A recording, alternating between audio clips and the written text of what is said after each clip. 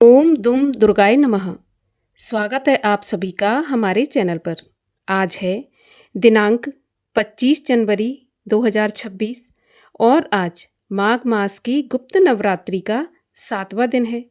आज आप सुनेंगे नवरात्रि के 7वें दिन सुनी जाने वाली कथा दुर्गा सप्तशती का 12 और 13वां अध्याय। नियम के अनुसार पाठ आरंभ करने से पहले हम देवी कवच, अर्गला, कीलक का पाठ करेंगे। इसके बाद हम दुर्गा सप्तशती के 12वां और 13वां अध्याय सुनेंगे। तो अगर आपको कथा अच्छी लगे, वीडियो पसंद आए तो वीडियो को लाइक अवश्य करिएगा, क्योंकि आपके लाइक से हमें पता चलता है आपको वीडियो पसंद आया। और अगर वीडियो पसंद आए तो चैनल को सब्सक्राइब करके बेल आइकन पर क्लिक भी अवश्य कर लीजिए। तो चलिए शुरू करते हैं आज का वीडियो देवी कवच के साथ। श्री देवी कवच।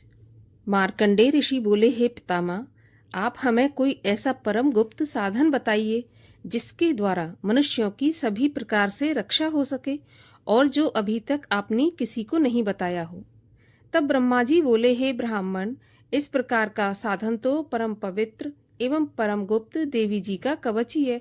इसी से प्राणी मात्र का कल्याण एवं सब प्रकार की रक्षा होती है, सो आप उसे सुनिए। देवी जी की 9 मूर्तियों के नाम इस प्रकार से हैं। पहली शैलपुत्री, दूसरी ब्रह्मचारिणी, तीसरी चंद्रघंटा, चौथी कुष्मांडा, 5वीं स्कंद माता, 6ठी कात्यायनी, 7वीं कालरात्रि, 8वीं महागौरी और 9वीं सिद्धिदात्री हैं। जो मनुष्य अग्नि में जल रहा हो, युद्ध भूमि में शत्रुओं के मध्य फंस गया हो अथवा घोर संकट से ग्रस्त हो, वह मनुष्य भगवती की शरण में आ जाए तो उसके घोर संकट दूर हो जाते हैं।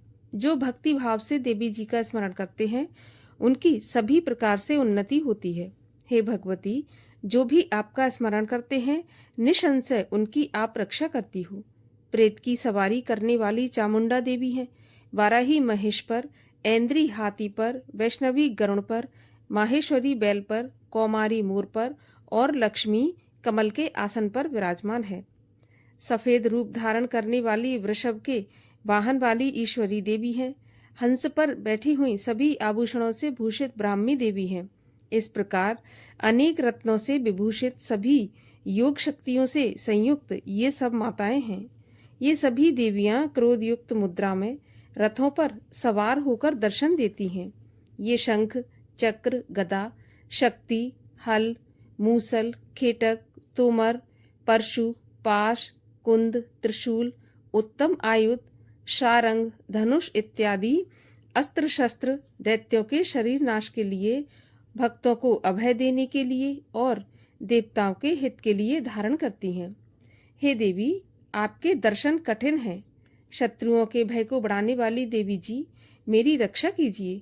पूर्व दिशा में ऐन्द्री देवी रक्षा करें, अग्नि कोण में अग्नि देवता, दक्षिण में वाराही, नैऋत्य कोण में खड्ग धारणी, पश्चिम में वारुणी, वायु कोण में मृग वाहिनी, उत्तर में कौमारी, ईशान कोण में शूल धारणी, ऊपर ब्रह्माणी जी, नीचे वैष्णवी देवी रक्षा करें। इसी प्रकार शव के ऊपर विराजमान चामुंडा देवी 10 दिशाओं में रक्षा करें। जया मेरे आगे की, विजया मेरे पीछे की, बाईं ओर अजिता, दाईं ओर अपराजिता रक्षा करें। उद्योतनी मेरी शिखा की, उमा मेरे मस्तक पर विराज कर। भौहों की यशस्विनी, भौहों के मध्य में त्रिनेत्रा, नासिकाओं की यमघंटा देवी, नेत्रों के मध्य में शंखिनी, कानों की द्वारवासिनी, कपोलों की कालिका, कानों के मूल देश की शांकरी देवी रक्षा करें। नासिका की सुगंधा, ऊपर के होंठ की चर्चिका, नीचे के होंठ की अमृत कला एवं जिह्वा की सरस्वती रक्षा करें। दांतों की कौमारी, कंठ की चंडिका, गले की चित्र घंटा, तालु प्रदेश की महामाया रक्षा करें। चिबुक की कामाक्षी, वाणी की सर्वमंगला, ग्रीवा की भद्रकाली, पृष्ठ अस्थियों की धनुर्धरी रक्षा करें।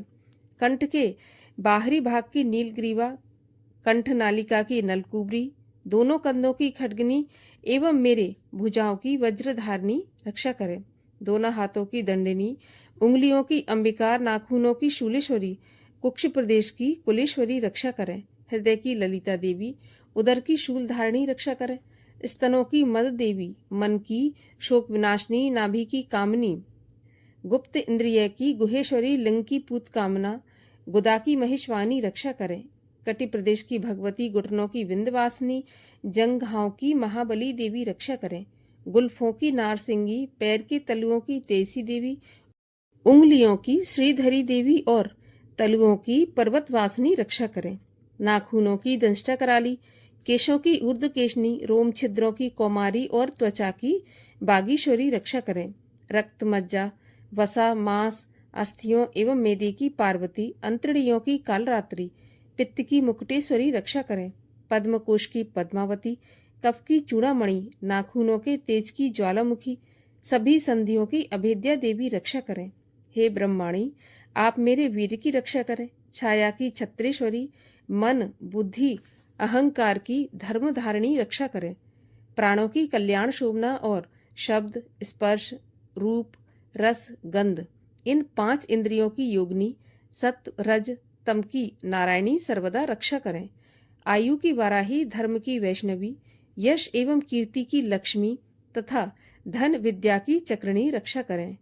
इंद्राणी मेरे गोत्र की, चंडिका मेरे पशुओं की, महालक्ष्मी मेरे पुत्रों की, भैरवी देवी भार्या की रक्षा करें। मेरे पथ की सुपथा, मार्ग की क्षेमकारी, राजा के दरबार में महालक्ष्मी एवं सभी दिशाओं में स्थिर होकर विजया मेरी रक्षा करें। और जो भी स्थान कवच में नहीं आए और जो आरक्षित हैं, उन स्थानों की पापनाशनी जयंती देवी रक्षा करें। मनुष्य यदि अपना कल्याण चाहे तो एक कदम भी बिना कवच के कहीं न जाए। कवच से नित्य रक्षित मनुष्य जहाँ जहाँ भी जाता है, वहीं से उसे धन का लाभ तथा सभी कामनाओं की सिद्धि प्राप्त होती है। पृथ्वी पर उस पुरुष को ऐश्वर्य एवं अतुल संपत्ति प्राप्त होती है। वह मनुष्य निर्भय हो जाता है। युद्ध भूमि में कोई भी उसे जीत नहीं सकता। त्रिलोक भर में पूजा जाता है। ये देवी कवच देवताओं को भी दुर्लभ है। इसको अत्यंत श्रद्धा के साथ सावधान होकर जो तीनों संध्याओं में नित्य पढ़ लेता है, उसे देवी कला प्राप्त होती है। कोई भी उसे तीनों लोकों में पराजित नहीं कर सकता। उसे अकाल मृत्यु नहीं आती। वह 100 वर्ष से भी अधिक आयु पाता है। ये कवच उसका तेज, यश और कीर्ति बढ़ाने वाला है। चंडी पाठ करने वाला पहले कवच का पाठ कर ले। जब तक पर्वत, वन, काननों के साथ ये पृथ्वी टिकी रहती है, तब तक ऐसे पुरुष की संतति होने पर महामाया की कृपा से देव दुर्लभ परम स्थान की प्राप्ति होती है। कवच का पाठ करने वाला सुंदर रूप को पाकर सदा शिव के साथ आनंद पाता है। श्री अर्गला स्तोत्र। श्री मार्कंडेय ऋषि बोले, जयंती, मंगला, काली, भद्रकाली, कपालिनी, दुर्गा, क्षमा, शिवा, धात्री, स्वाहा, स्वधा आदि देवियों को मेरा नमस्कार हो। हे चामुंडे देवी, समस्त प्राणियों के दुख निवारण करने वाली आपकी जय हो। सर्वव्यापक देवी कालरात्रि, आपकी जय हो। मधु तथा कैटभ दैत्यों का दलन करने वाली, ब्रह्मा जी को वरदान देने वाली, आपको नमस्कार हो। हे देवी, आप मुझे सुंदर रूप दो, जय दो, यश दो तथा क्रोध आदि शत्रुओं का नाश करो। महिषासुर का नाश करने वाली, भक्तों की सुखदाता देवी जी को नमस्कार हो। मुझे रूप दो, जय दो, यश दो, शत्रुओं का नाश करो। हे रक्त बीज का वध करने वाली देवी और चंड मुंड असुरों का विनाश करने वाली माता, मुझे सुंदर रूप दो, जय दो, यश दो, शत्रुओं का नाश करो। हे पाप नाशक चंडिके, जो सर्वदा भक्ति पूर्वक आपके चरणों में मस्तक झुकाते हैं, उन्हें रूप दो, जय दो, यश दो, शत्रुओं का नाश करो। सभी व्याधियों का नाश करने वाली चंडिके, जो आपकी भक्ति पूर्वक स्तुति करते हैं, उन्हें रूप दो, जय दो, यश दो, शत्रुओं का नाश करो। हे देवी जी, आप मुझे सौभाग्य, आरोग्य और परम सुख दो। रूप दो, जय दो, शत्रुओं का विध्वंस करो। मेरा कल्याण कीजिए और उत्तम धन संपत्ति दीजिए। रूप दो, जय दो, यश दो, शत्रुओं का नाश करो। हे माता, आपके चरणों पर देवता और दैत्य दोनों ही अपने मुकुट की मणियां घिसते रहते हैं। हे मातेश्वरी, अपने भक्त को विद्यावान, यशवान, लक्ष्मीवान करो। बड़े बड़े अभिमानी दैत्यों के अभिमान चूर्ण करने वाली चंडिके, मैं आपको प्रणाम करता हूँ। हे 4 भुजाओं वाली माता, चतुर्मुख ब्रह्मा जी आपकी स्तुति करते हैं। हे परमेश्वरी, रूप दो, जय दो, यश दो, बैरियों का विध्वंस करो। श्री पार्वती के पति महादेव जी से स्तुत्य हे परमेश्वरी, रूप दो, जय दो, यश दो, शत्रुओं का नाश करो। हे देवी, आप तो कठोर भुजदंड रखने वाले दैत्यों का भी घमंड नाश कर देती हो। हे अंबिके, आप अपने भक्तों के लिए अपार आनंद की वृद्धि करती हो। मुझे रूप दो, जय दो, यश दो, शत्रुओं का नाश करो। हे मातेश्वरी जी, आप मुझे वह पत्नी प्रदान करें जो मेरी इच्छाओं के अनुकूल हो और इस भयानक संसार रूपी समुद्र से मुझे तारने वाली हो, उत्तम कुल में उत्पन्न हो। जो पुरुष इस स्तोत्र का पाठ करके महास्तोत्र अर्थात कीलक का पाठ करता है, वह सप्तशती के पाठ जप से मिलने वाले वर एवं श्रेष्ठ संपदा के फल को प्राप्त कर लेता है। श्री कीलक स्तोत्र। ओम। मैं उन भगवान सदाशिव को नमस्कार करता हूँ जिनके दिव्य 3 नेत्र हैं, जिनका शरीर विशुद्ध ज्ञान स्वरूप है, जो मोक्ष प्राप्ति के कारण है। अर्ध चंद्रमा जिनके मस्तक पर शोभायमान है। श्री मार्कंडेय ऋषि बोले, मंत्रों के शाप एवं उत्कीलन आदि को समझकर पाठ करने वाला पुरुष मोक्ष पा लेता है, अतः इसका ज्ञान होना आवश्यक है। सब उच्चाटन आदि वस्तुएं इसी स्तोत्र द्वारा पाठ करके सिद्ध होती हैं, और जो इस स्तोत्र का पाठ करके सप्तशती के पाठ मात्र से स्तुति करते हैं, उन्हें देवी जी सिद्ध हो जाती हैं। उच्चाटन आदि प्रयोगों से उन पुरुषों को मंत्र, औषधि आदि किसी अन्य साधन की आवश्यकता नहीं पड़ती। बिना जप के भी सभी उच्चाटन आदि सिद्ध हो जाते हैं। क्या समस्त उच्चाटन आदि इसी से सिद्ध हो जाते हैं? इस प्रकार की लोगों को शंका हुई। तब उस शंका के निवारण के लिए सदाशिव ने लोगों को बुलाकर आज्ञा दी। ये सब सिद्धियां देने वाला शुभ स्तोत्र है। इस चंडिका स्तोत्र को भगवान सदाशिव ने गुप्त कर दिया। इस स्तोत्र के पाठ द्वारा प्राप्त होने वाला पुण्य कभी समाप्त नहीं होता। साधक सभी प्रकार का क्षेम प्राप्त कर लेता है, इसमें कोई भी संशय नहीं है। कृष्ण पक्ष की चतुर्दशी अथवा अष्टमी के दिन एकाग्र होकर जो अपना सब कुछ भगवती के अर्पण करता है और फिर प्रसाद रूपेण ग्रहण कर लेता है, उस पर भगवती प्रसन्न होती हैं। इसी रूप के कीलक द्वारा महादेव ने इसे भी कीलन कर दिया है। जो इसके द्वारा सप्तशती का निष्कीलन करके स्पष्ट होकर नित्य पाठ करता है, वह सिद्ध हो जाता है। देवी जी का गण एवं गंधर्व होता है। वह कहीं भी घूम रहा हो, उसे कोई भय नहीं होता, न उसकी अकाल मृत्यु होती है। देहांत होने पर वह मोक्ष पाता है। इसलिए इस कीलक स्तोत्र को समझकर तथा उसका उत्कीलन करके पाठ करना उचित है। जो इस प्रकार नहीं करता, उसका नाश होता है। तभी तो बुद्धिमान इसे समझकर ही उत्कीलन से संपन्न स्तोत्र का पाठ आरंभ करते हैं। जो कुछ भी रमणियों में सौंदर्य, सौभाग्य आदि दिखाई देते हैं, ये सब के सब श्री देवी की कृपा के फल हैं। इसी कारण इस शुभ स्तोत्र का जप सदा करते रहना चाहिए। इस स्तोत्र के मंद स्वर में पाठ करने से थोड़ा फल मिलता है, उच्च स्वर में अधिक फल मिलता है। सभी सिद्धियां प्राप्त होती हैं, अतः उच्च स्वर से पाठ याद करें। जिस भगवती की कृपा द्वारा सौभाग्य, आरोग्य, संपत्तियां, शत्रुनाश तथा परम मोक्ष की प्राप्ति होती है, उस जगत की माता की स्तुति करनी चाहिए। रात्रि सूक्त।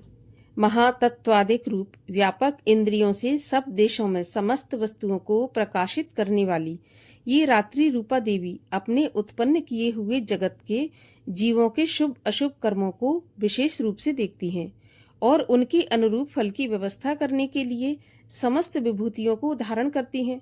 ये देवी अमर हैं और संपूर्ण विश्व को, नीचे फैलने वाली लता आदि को, ऊपर बढ़ने वाले वृक्षों को भी व्याप्त करके स्थित हैं। इतना ही नहीं, ये ज्ञानमयी ज्योति से जीवों के अज्ञान अंधकार का नाश कर देती हैं।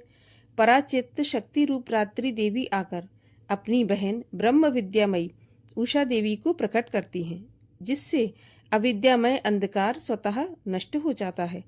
वे रात्रि देवी इस समय मुझ पर प्रसन्न हो, जिनके आने पर हम लोग अपने घरों में सुख से सोते हैं, ठीक वैसे ही जैसे कि रात्रि के समय पक्षी वृक्षों पर बनाए हुए अपने घोंसलों में सुखपूर्वक शयन करते हैं।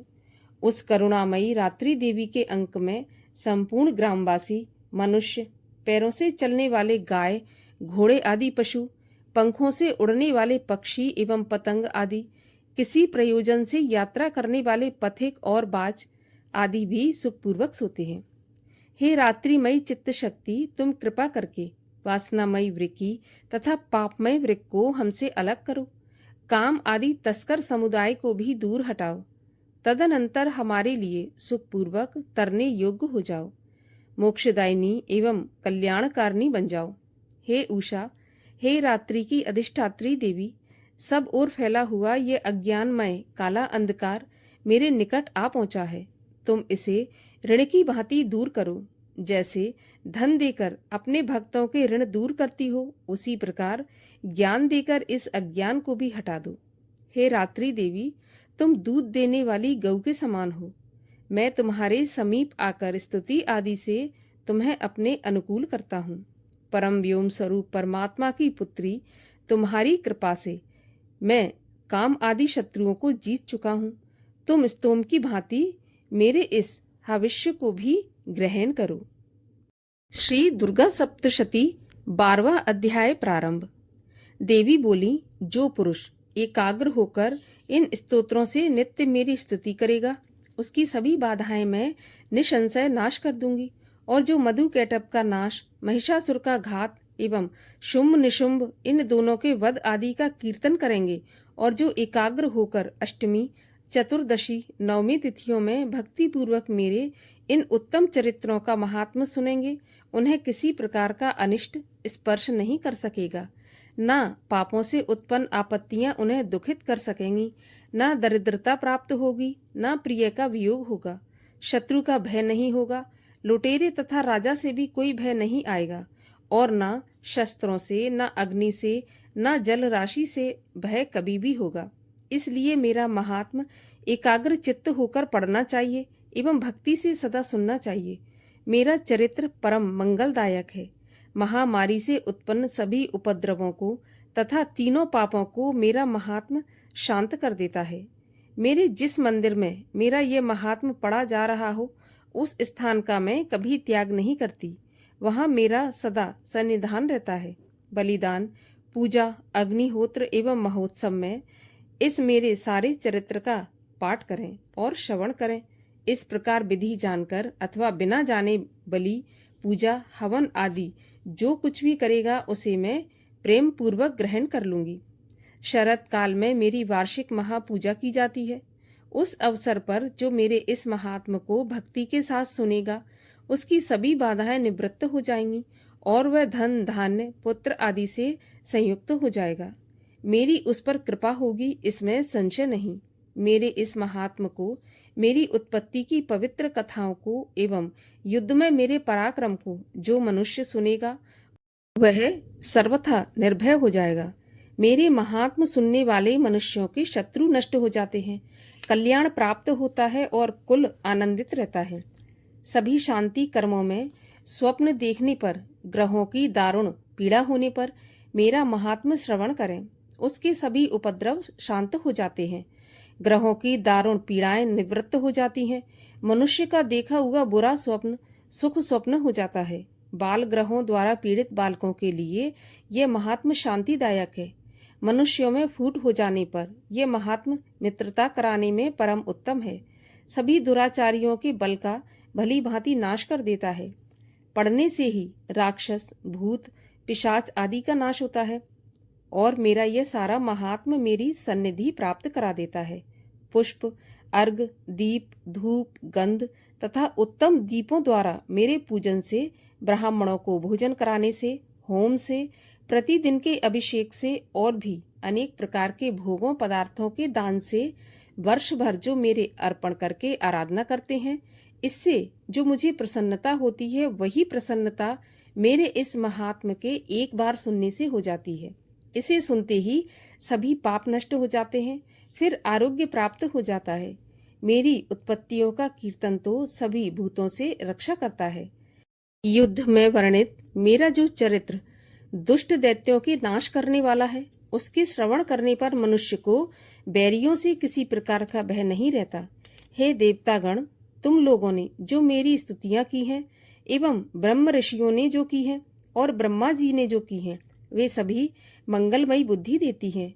वन में शून्य स्थान पर अथवा वन की अग्नि से घिर जाने पर, शून्य स्थान में डाकुओं से घिर जाने पर, शत्रु द्वारा पकड़े जाने पर अथवा जंगल में शेर, चीता एवं जंगली हाथियों के पीछा करने पर, क्रोध में आकर राजा ने वध की आज्ञा दे दी हो या कैद में पड़ गया हो अथवा महासमुद्र में जहाज पर बैठ जाने के बाद भारी तूफान आ जाए, उससे जहाज डगमगाने लगे, ऐसे अवसर पर घोर संग्राम में शस्त्रों का प्रहार होने लग जाए, सब प्रकार की बाधाएं पड़ रही हों, किसी महापीड़ा से व्याकुल हों, इस प्रकार की सभी घोर विपत्तियों से इस मेरे चरित्र का स्मरण करने वाला पुरुष छूट जाता है। मेरे प्रभाव से शेर आदि हिंसक पशु, डाकू तथा शत्रु मेरे चरित्र के स्मरण करने वाले पुरुष से सभी दूर भाग जाते हैं। ऋषि बोले, इतना कहकर भयंकर पराक्रम वाली भगवती चंडिका सभी देवताओं के देखते देखते वहां पर अंतर ध्यान हो गईं। वे सभी देवता निर्भय होकर पहले के समान अपने अपने अधिकार प्राप्त करके अपने अपने यज्ञ भागों के भोक्ता हुए। बाकी दैत्यों का हाल सुनिए। जबकि देव शत्रु शुंभ युद्ध में मारा गया, जो इस जगत में विध्वंस पर तुला हुआ था, जो अतुल भयंकर महापराक्रमी था, उसके मारे जाने पर और फिर महापराक्रमी निशुंभ के भी मारे जाने पर बाकी बचे खुचे दैत्य पाताल में भाग गए। हे राजन, इसी प्रकार भगवती जगदम्बिका नित्य स्वरूपा देवी पुनः पुनः प्रकट होकर जगत की रक्षा किया करती हैं। ये देवी जी विश्व का मोहन करती हैं, वही जगत को पैदा करती हैं, उसी के आगे प्रार्थना करने पर संतुष्ट हो जाती हैं, फिर ज्ञान एवं रिद्धि प्रदान करती हैं। हे राजन, उसी ने ही सारे संसार को व्याप्त कर रखा है। महाप्रलय काल में महामारी के स्वरूप से ही यह देवी ब्रह्मांड भर में व्याप्त हो जाती है। वही देवी समय समय में महामारी हो जाती हैं, अजन्मा होते हुए भी ये सृष्टि रूप हो जाती हैं। वही सनातनी देवी समय समय पर प्राणियों की स्थिति किया करती हैं। मनुष्यों के उन्नति के समय में वही देवी घर में वृद्धिदायिनी लक्ष्मी रूपा हो जाती हैं। फिर अभाव के समय विनाश के लिए अलक्ष्मी अर्थात दरिद्रता भी बन जाती हैं। पुष्प, धूप, गंध आदि सामग्रियों से पूजी हुई, फिर स्तुति करने पर यही देवी धन, पुत्र, धर्म में मति, शुभ गति आदि प्रदान करती हैं। 13वां अध्याय। ऋषि बोले, हे राजन, इस प्रकार मैंने देवी जी का उत्तम महात्म तुम्हें कह सुनाया। जिसने इस जगत को धारण कर रखा है, वह देवी इस प्रकार के प्रभाव वाली हैं। वही देवी विद्या उत्पन्न करती हैं। उसी विष्णु की माया ने ही, हे राजन, तुमको इस वैश्य को तथा और भी विवेकवान जनों को मोहित कर रखा है। ये पहले भी मोहित थे, फिर आगे भी मोहित रहेंगे। इसलिए हे महाराज, तुम उसी परमेश्वरी की शरण में जाओ, क्योंकि वही देवी आराधना करने पर मनुष्यों को भोग, स्वर्ण एवं मोक्ष आदि प्रदान करती हैं। मार्कंडेय ऋषि बोले, कौष्टुक जी, इस प्रकार ऋषि की बात सुनकर राजा सुरथ ने उत्तम व्रतधारी महाभाग मेधा ऋषि को प्रणाम किया तथा ममता और राज्य आदि के हरण से दुखी होकर तत्काल ही वह राजा तप करने चला गया। वह वैश्य भी नदी के पास जाकर भगवती के दर्शन के लिए देवी के सूक्त का जप करने लगा और फिर राजा तथा वैश्य दोनों नदी के समीप मृत्तिका से देवी की मूर्ति बनाकर प्रतिदिन पुष्प, धूप और हवन तर्पण आदि से धीरे धीरे आहार थोड़ा करते हुए निराहार होकर एकाग्रता से देवी जी में मन लगाकर एक चित्त होकर के देवी जी की आराधना करने लगे। उन दोनों ने बलि प्रदान के समय अपने अंगों के रुधिर का प्रोक्षण किया। इसी प्रकार संयम पूर्वक 3 वर्ष पर्यंत आराधना करते रहे। तब तो जगत को धारण करने वाली देवी ने प्रत्यक्ष होकर दर्शन दिया और तब राजा से चंडिका देवी जी बोली, हे राजन, हे कुलनंदन, तुम दोनों जिस अभिष्ट की प्राप्ति के लिए मेरी प्रार्थना करते रहे हो, वह वर मुझसे मांगो। मैं प्रसन्न हूँ, तुम्हें सब कुछ दूंगी। मार्कंडेय ऋषि बोले, तब राजा ने तो दूसरे जन्म में अक्षय रहने वाला राज्य मांगा और इस जन्म में शत्रु सेना का बलपूर्वक नाश करके फिर अपने राज्य की प्राप्ति का वरदान मांगा। वैश्य का तो चित्त संसार से खिन्न हो चुका था, इसलिए उस बुद्धिमान ने उस ज्ञान का वरदान मांगा जिसके द्वारा संसार की अहंता, ममतात्मक आसक्ति नष्ट हो जाए। देवी बोली, हे राजन, थोड़े दिनों तक तुम अपना राज्य पालोगे, कठिनता के बिना ही अपने शत्रुओं का नाश करोगे। वहीं पर तुम्हारा राज्य स्थिर हो जाएगा। फिर देहांत होने पर सूर्यदेव के अंश द्वारा जन्म पाकर तुम इस पृथ्वी पर सावर्णिक नाम के मनु होगे। हे श्रेष्ठ वैश्य, तुमने जो उत्तम वर मांगा है, मैं उस वर को देती हूँ। मोक्ष प्राप्ति के लिए तुम्हें उस ज्ञान की प्राप्ति होगी। मार्कंडेय ऋषि बोले, इस प्रकार देवी जी ने उन्हें अभिलाषित वरदान दिए। फिर उन दोनों की भक्ति पूर्वक की हुई स्तुति से प्रसन्न होकर देवी तत्काल ही अंतर्ध्यान हो गई। इस प्रकार वह क्षत्रिय श्रेष्ठ सुरथ देवी से वर पाकर फिर सूर्य से उत्पन्न होकर सावर्णी नामक मनु होगा। इस प्रकार दुर्गा सप्तशती का 13वां अध्याय समाप्त हुआ। और अब सुनिए अंत में सुना जाने वाला देवी सूक्त का पाठ। भगवती बोली, मैं रुद्र, वसु, आदित्य और विश्वदेव रूप से सर्वत्र विचरती हूँ। मित्र, वरुण, इंद्र, अग्नि और अश्विनी कुमारों को भी मैंने ही धारण कर रखा है। सोम, याग, विश्वकर्मा, सूर्य और ईश्वर नाम के देव मैंने ही धारण कर रखे हैं, जो देवताओं के उद्देश्य से प्रचुर हवि युक्त सोम यागादि का अनुष्ठान करते हैं। उन यजमानों का फल मुझ में विद्यमान है। इस ब्रह्मांड की अधिष्ठात्री पार्थिव और अपार्थिव देने वाली मैं ही हूँ। ब्रह्म साक्षात संवित ज्ञान रूपा मैं ही हूँ। यह ज्ञान ही सब उपासनाओं का मूल है। मैं ही अनंत जीवों में प्रविष्ट हूँ। देवता इस प्रकार अनेक भावों से मेरी उपासना करते हैं। जीव जो अन्न आदि खाद्य द्रव्य भक्षण करता है, देखता है, वह प्राण धारण करता है तथा सुनता है, ये सब क्रियाएं मेरे द्वारा ही सिद्ध होती हैं। जो मुझको इस दृष्टि से नहीं देख सकते, वे नाश को प्राप्त होते हैं। हे सौम्य, तुमसे जो तत्व कहे हैं उन्हें श्रद्धा पूर्वक सुनो। मैं यह उपदेश स्वयं दे रही हूँ।